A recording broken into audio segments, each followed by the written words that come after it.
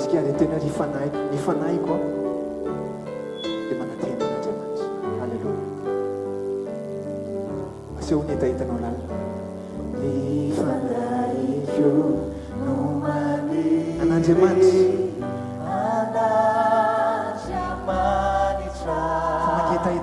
Famangetahitanao. Ny fanahyko Andriamanitra. Rahalavitra ny zony. Rahalavitra anizina dia matsiaro anao. Ranomasoko manjary ifaliny fahavaloko.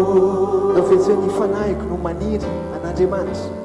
Ny fanahyko no maniry an'Andriamanitra.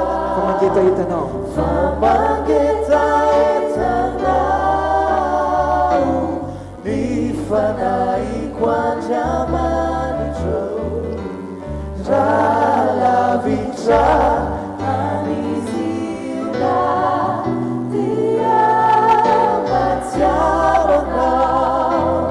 Ranomasoko manjary ifaliny fahavaloko. Taontsika nilaza hoe nahoana no tanondrika anao ny fanahiko manantena an'Andriamanitra. No mitanondrika ianao. Ny fanahika mitoloko ato anatiko ato.